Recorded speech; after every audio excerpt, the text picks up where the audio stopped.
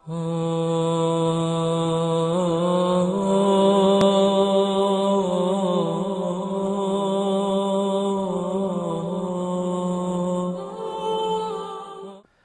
باللہ من الشیطان الرجیم بسم اللہ الرحمن الرحیم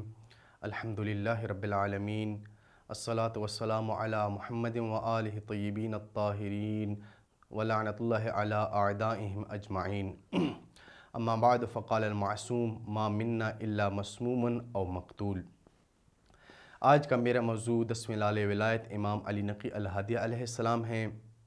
جن کی ولادت باسعادت 2 رجب المرجب 212 ہجری کو ہوئی۔ والد گرامی امام محمد تقی علیہ السلام ہیں اور والدہ محترمہ جناب سمانہ یا سمان مغربیہ کے نام سے مشہور ہیں۔ امام علیہ السلام کی کل مدت امامت 33 سال علی القول مشہور ہے، اور امام محمد تقی علیہ السلام کی شہادت کے بعد امام علی نقی الہادی علیہ السلام کے ہاتھوں میں امت کی ہدایت کی زمام آئی۔ امام علیہ السلام کی حیات طیبہ میں مختلف عباسی حکمران رہے، جن میں مأمون، معتصم، واثق، متوکل، منتصر، مستعین اور معتز ہیں۔ امام علیہ السلام نے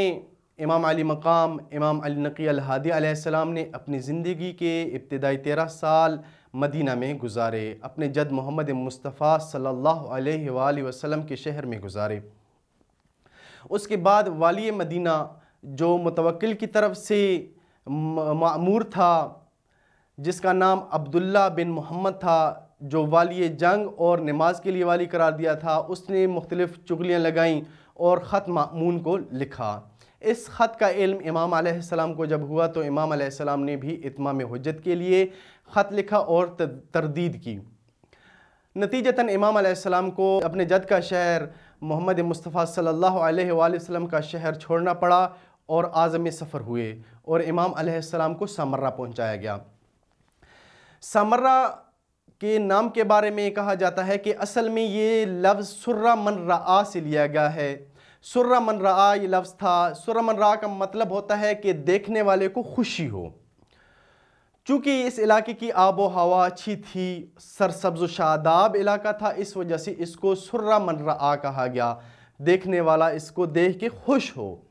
جو کثرتی استعمال سے سامرہ بن گیا۔ اور روایات میں وارد ہے کہ معتصم چاہتا تھا کہ بغداد سے دارالخلافہ کو منتقل کرے کسی دوسرے علاقے کی طرف، تو شکار کی نیت سے وہ بغداد سے نکلا، گرد و نواح میں شکار کرتا کرتا وہ اس علاقے تک پہنچا۔ جب یہاں پہنچا تو اس کی آب و ہوا اس کو بھی بہت بھا گئی، بہت اچھی لگی، اور سرسبز و شادابی بھی اس کو پسند آئی، اور اس آب و ہوا اور اس پانی کا اثر یہ ہوا کہ وہ زیادہ کھانے کی طرف مشتاق ہونے لگا۔ تو اس نے لوگوں سے پوچھا کہ یہ کون سا علاقہ ہے؟ لوگوں نے بتایا کہ اس علاقے کو سامرہ کہتے ہیں، اور یہ ملکیت ہے نصارہ کی۔ تو اس شخص نے نصارہ سے بات کی اور یہاں پہ اپنے دارالخلافہ کو منتقل کیا، اور ان نصارہ سے اس نے پوچھا کہ سامرہ کا کیا معنی ہے؟ تو انہوں نے کہا کہ اسی طرح ہم نے اپنی پرانی کتابوں میں پڑھا ہے، اور یہ بھی پڑھا ہے کہ اس علاقے کو پہلی دفعہ جس شخصیت نے آباد کیا اس کا نام سام ابن نوح ہے۔ امام علیہ السلام کی حیات طیبہ بہت مشکل دور پر مشتمل تھی، خصوصاً کہ جب امام علیہ السلام کو سامرہ بلایا گیا۔ جب امام علیہ السلام کو سامرہ بلایا گیا تو مختلف حیلوں بہانوں سے امام علیہ السلام کو اذیتیں دی جانے لگیں۔ عباسی حکمرانوں میں سے امام علیہ السلام کی جو حیات طیبہ میں پہلا حکمران رہا وہ عبداللہ ابن ہارون، جو مأمون کے لقب سے مشہور ہے، وہ رہا۔ اس کے جرائم یہ ہیں کہ اس نے امام رضا علیہ السلام کو شہید کروایا، اور دوسرا جرم اس کا یہ تھا کہ اس نے امام احمد بن حنبل کو قید کروایا۔ اس کے بعد جو دوسرا حکمران امام علی مقام امام علی نقی الہادی علیہ السلام کی حیات طیبہ میں آیا وہ معتصم ہے۔ معتصم کے بارے میں کہا جاتا ہے کہ یہ انتہائی شقی القلب اور سخت دل انسان تھا،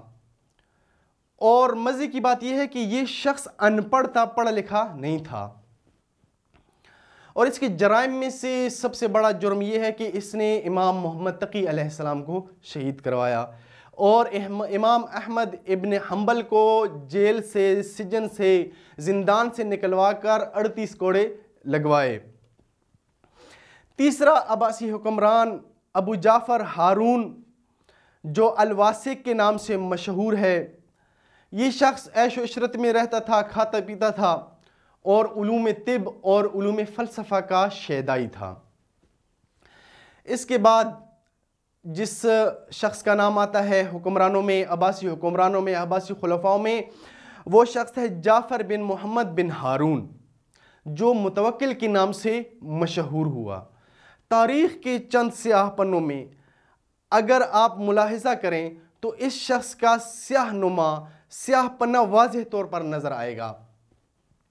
اور یہ وہی ملعون ہے کہ جس نے زیارت امام حسین علیہ السلام سے لوگوں کو روکا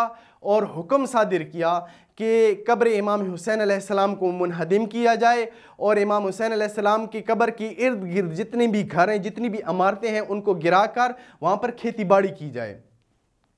جب اس نے یہ حکم صادر کیا تو مسلمان جسارت نہ کر سکے کہ جگرگوشے رسول کی قبر مبارک کو منہدم کریں، تو اس نے اپنا ایک خاص صحابی، خاص بندہ جسے دیرج یا دیرج کہا جاتا تھا، جو یہودی المذہب تھا، اس کو بھیجا۔ اس نے چند یہودیوں سے مل کر یہ جسارت کی۔ اس کے بعد اس کا دوسرا بڑا جرم یہ تھا کہ یہ امام علی علیہ السلام کی توہین کروایا کرتا تھا۔ محفل لگتی تھی اور اس میں ایک شخص جو اس کا خاص صحابی کہیں، حواری کہیں، خاص ندیم کہیں، خاص مشیر کہیں، جس کا نام عبادہ بن المخنس تھا، وہ شخص قمیض کے نیچے سرہانے کو باندھتا اور سر کو مکشوف کرتا، کھلا کرتا اور رقص کرتا، اور گانا گانے والے یہ گاتے قد اقبل اصلع البطین خلیفۃ المسلمین۔ گانا گانے والے یہ کہتے نعوذ باللہ من ذالک، نعوذ باللہ من ذالک، ثم نعوذ باللہ من ذالک، کہ امام علی علیہ السلام جو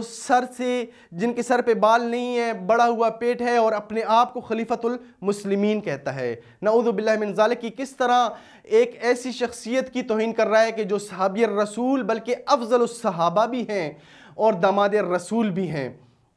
امام المتقین بھی ہیں اور اول الاوصیاء بھی ہیں، افضل الاوصیاء بھی ہیں۔ تو جب یہ اس قسم کی توہین کرتا تھا،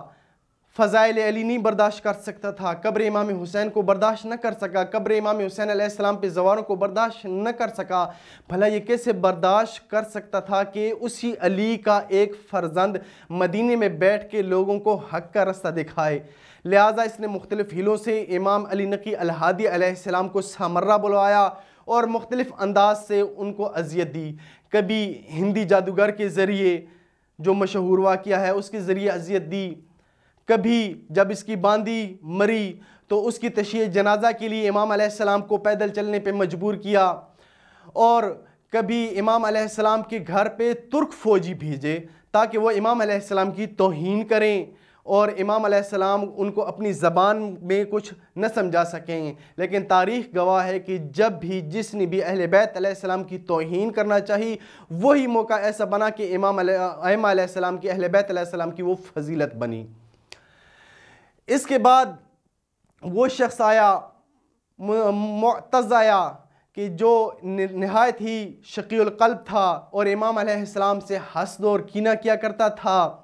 اور اس ظالم نے امام علیہ السلام کو زہر دیا، امام علیہ السلام کو مسموم شہید کیا۔ میرے مطالعے کے مطابق تاریخ میں 3 ایسی قبریں ہیں، 3 ایسے معصوم ہیں کہ جو جس جگہ تھے اسی جگہ ان کو دفن کیا گیا۔ ایک یہ میرے آقا امام علی نقی علیہ السلام ہیں، دوسرے امام حسن عسکری علیہ السلام ہیں کہ جن کو ان کے گھر میں ہی دفن کیا گیا۔ تیسری وہ معصومہ ہے، چھوٹی سی معصومہ ہے جو شام کے زندان میں ہے، شام کے زندان میں ہی بی بی کو دفن کیا گیا۔ میرا سلام ہو امام حسن عسکری علیہ السلام کی مظلومیت پہ کہ جن کو اپنی غربت کی عالم میں اپنے بابا کو اپنے گھر میں ہی دفن کرنا پڑا۔ میں کہوں گا مولا امام حسن عسکری آپ بہت مظلوم ہیں، آپ نے نہایت غربت کے عالم میں اپنے بابا امام علی نقی علیہ السلام کو ان کے گھر میں دفن کیا، لیکن میرا سلام ہو کربلا کی اس جوان مظلوم بیمار پہ جو ہتھ گڑیوں سے بندھا ہوا تھا، چاہتا تھا کہ اپنے بابا کے ٹکڑے پیمال شدہ لاشا کو دفن کرے، اور جب ملعونوں کو کہا کہ تم اپنے نجس لاشیں تو دفن کر رہے ہو، مجھے جگر گوشہ رسول، جگر گوشہ بطول کو دفن کرنے کی اجازت دو، تو وہ ملعون کہتے ہیں بھلا باغیوں کو بھی دفن کیا جاتا ہے۔